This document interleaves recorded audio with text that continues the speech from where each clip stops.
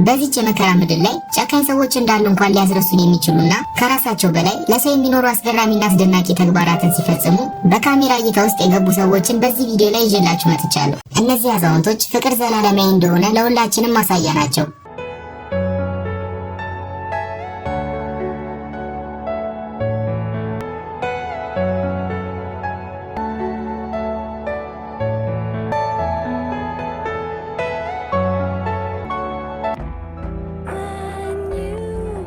አባት ልበ ብርሃን ከሆነ ልጁ ጋር ሳይገናኙ ቆይተው ከወራት በኋላ ወደ ትምህርት ቤቱ በመሄድ ሰርፕራይዝ አድርጎታል።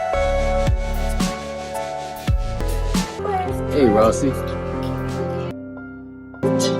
Yep. ይህ ሰው የልጅ ልጁን ለመጀመሪያ ጊዜ ሲመለከት ደስታውን የገለጸበትን መንገድ ተመልከቱ።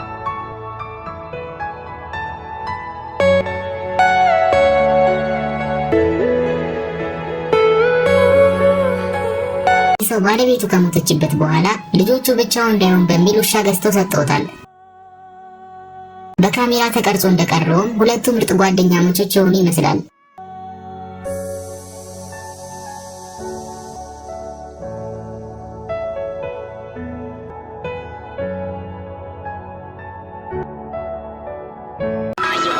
ይህች ቆንጅዬ ልጅ ለዚች ላም የሰጠቻትን ፍቅር ተመልከቱ።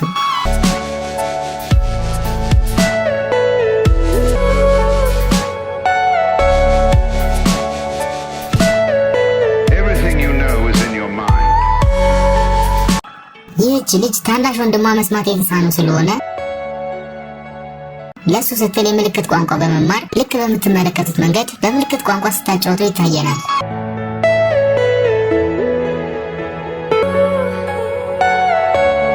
ሰው ከስራ በመባረሩ ምክንያት ከህፃን ልጁ ጋር ጎዳና ላይ ወጥቷል።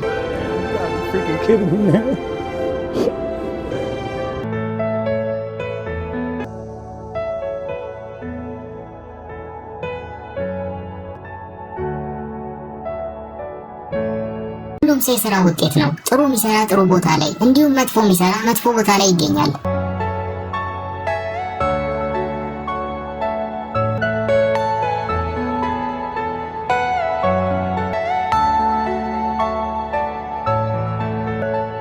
ረጅም ጊዜ በዩኒቨርሲቲ ሕግን ሲያስተምር የቆየ ፕሮፌሰር የጡረታው ጊዜ ደርሶ የመጨረሻውን ክፍለ ጊዜ አስተምሮ ሲሆን